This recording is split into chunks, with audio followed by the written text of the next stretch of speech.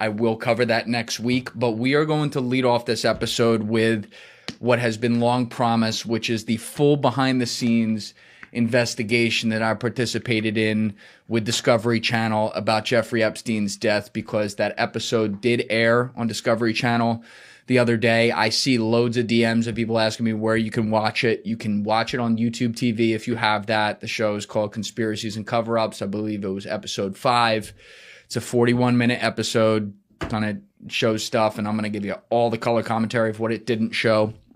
More on that in a second, but it'll eventually be on HBO Max as well. So for those of you who are unfamiliar, I actually posted an Instagram video back in January, basically asking all of you, or everyone who follows me on Instagram, at Julian D. Dorey, by the way, if you don't follow me over there, whether or not I should do what I was invited to do with Discovery Channel with Andy Bustamante. So for people who don't know Andy Bustamante, he is the formerly now long hair, curly-haired CIA guy. He has chopped off all the hair, which from a PR perspective, Andy, big mistake. But anyway, I go way back with Andy with respect to my show. He was back on episode 97, 107, 150, 224, 299, and 334, I believe. And then we also did some crossovers with Danny Jones on, I think that was Concrete 166, and then Danny Jones when he changed the name to it, I want to say 206 as well. So I've probably been on camera with the guy on air 24 hours over time. Obviously, he and I have some intense disagreements on certain worldviews. I have always maintained publicly and privately to him, he's a very good sport about it, that I have no doubt he is still associated with CIA, even if it's indirectly. I don't think you ever leave in some ways, and he's certainly no John Kiriakou with respect to being a dissident to CIA.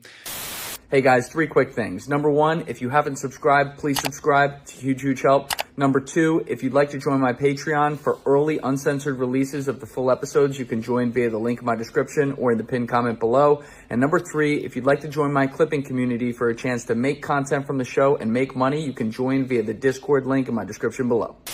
Nonetheless, the reason I asked publicly on Instagram what you guys thought and put a poll out as to whether or not I should do this is because I've never done traditional TV before, and I get very concerned about how stuff gets cut up, if I could get taken out of context. And, you know, not for nothing, but in the past, you know, I've had some horror stories told on my podcast by various people over the years about some things that Discovery Channel has done, and that gave me a lot of pause. So when I explained the opportunity and asked you guys on Instagram whether or not I should do it, the poll was almost about 80-20 that I should do it. The 20% who said I shouldn't were very loud, and I fully understand why. But my friend Sean actually summed up a response that I got from a few different people the best, that kind of put me over the top with like, all right, let's do it. He was like, hey, do it. You've talked about it publicly beforehand.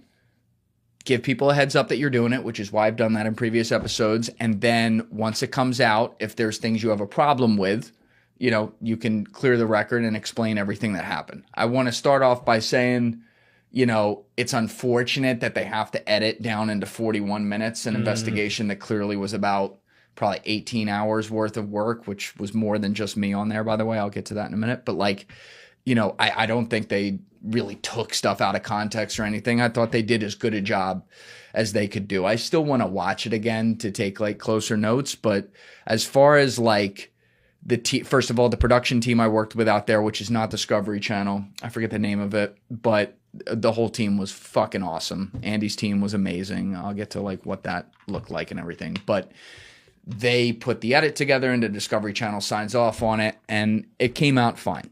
That said, when we were there that day, my day alone was an 8-hour shoot.